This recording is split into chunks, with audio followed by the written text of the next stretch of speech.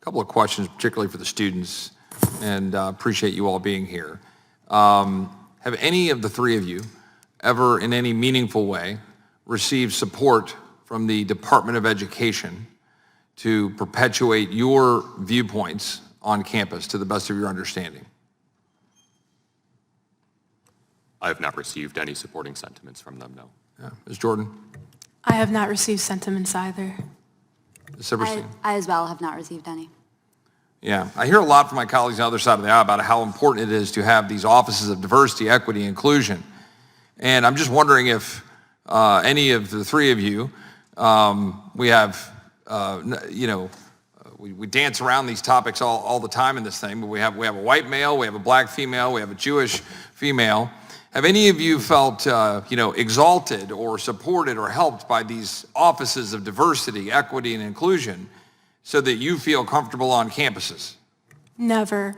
Actually, so the story I was telling earlier about how I was doxxed in a group chat of over 800 students, those were all black students. It was a group chat for black people on campus. And at the time of my involvement as secretary of Young Americans for Freedom, I served as the first-year representative on the Black Student Union, which is an organization within the Afro House, which is a part of the DEI organization department within our school, and they requested my removal.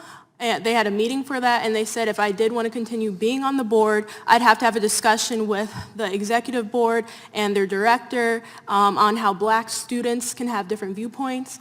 I decided to discontinue my position because I felt like that's unnecessary. You shouldn't have to have a discussion on how people can have different viewpoints because that's common knowledge.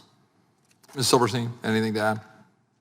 Yes, I would just like to point out that I've only been at Cornell for about a year and a half now, and this problem far exceeds my time at Cornell. It has been a persistent problem on college campuses for many, many years. My brother attended the university about 5 years ago, and swastikas were posted outside of his dorm. Following the Tree of Life synagogue shooting a few years ago, 3 swastikas were found within 9 days on campus. And then we're seeing this happening now. Did the university do anything about that? The university issued what was, in my opinion, a weak response. And clearly it is evident that it was weak as it has persisted on campus, and nothing is being done to stop these hateful symbols from being spread around campus. Ms. Silverstein, quick question for you, and a question for the three of you. So I have this concern right now that I believe that we've got a world in which students fear disagreeing with professors, but don't feel afraid for calling for the eradication of Jews, for example. Now, there might be some free speech lanes that are wide enough to have some very hateful statements made, and I certainly support a very wide lane of tolerance with respect to free speech in the First Amendment.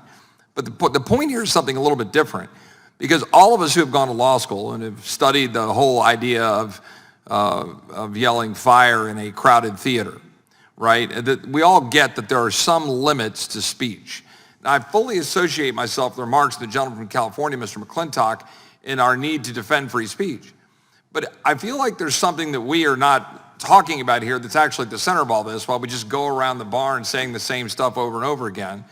And that is that in a world in the 21st century with TikTok and with a whole lot of, say, political actors and technological actors at play driving rhetoric and speech and driving what people see as news and information, that we've got elements that are arising to something akin to yelling fire in a crowded theater.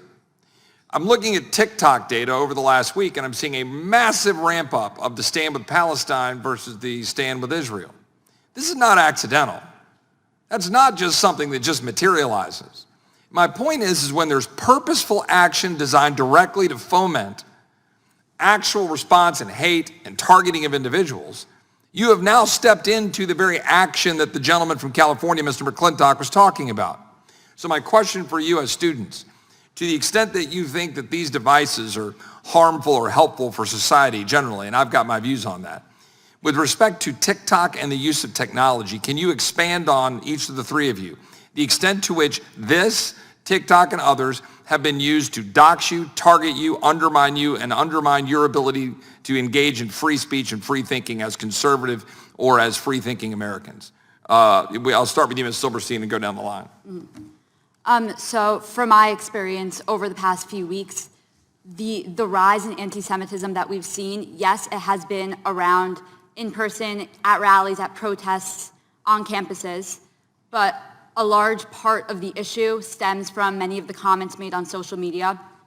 People think that they can hide behind some perceived veil of anonymity and post whatever comments, however hurtful, however targeted, however menacing they may be.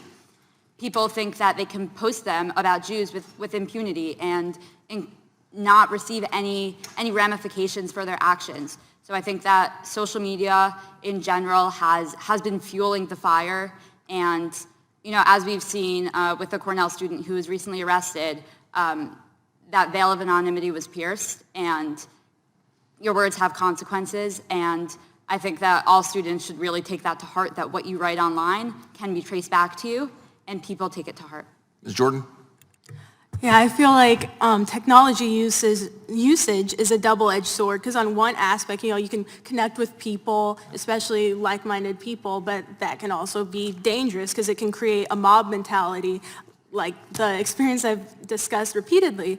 And also, I feel like with social media channels, especially TikTok, they can just create targeted things. Once you like something, then it shows you similar content. So like if someone just happens to like a pro-Palestine graphic, then they're absorbed more and more. And then, once people start sharing stuff on their stories, that's a huge thing. Like if you're the only one who shares an Israel one, then people start like DMing you and attacking you.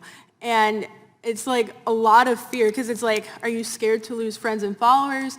Do you want to stand up for what you believe in? And then that kind of translates to like, being physically involved in groups and organizations on campus. There's like so much fear, kind of what you share online. Like, should you have which side flag should you have in your bio? Things like that are like hotly discussed. And also I feel like a lot of people use online to like kind of organize too, which in one aspect, you can, kind of see what they're up to and what they plan to do to your event, because that's where we find that a lot of people want to protest our conservative events, but also, it makes them gauge a larger community, honestly, of hate. And it's just, I don't know, it's a very hard thing to kind of have discretion over, kind of knowing, what's right, what should be allowed, what shouldn't be. And then kind of in general, it's very, very divisive. Thank you. Real quickly, Mr. Gridziak, we're way over time, but if you would answer it really quickly. Mr. Chairman, isn't time? Yeah. I would certainly like to echo many of Ms. Jordan's sentiments about social media opening up the door to conflicting thoughts. And of course, there's no debate that it certainly does open up to more speech. However, yes, it is very unfortunate that it is a common tool of doxing. I've been victim of this. My friends, fellow YEF members have. I'm not a user of TikTok, but across both Instagram and Snapchat, no shortage of leaking addresses, untrue slurs about myself and others, and it is extremely unfortunate that this is the case.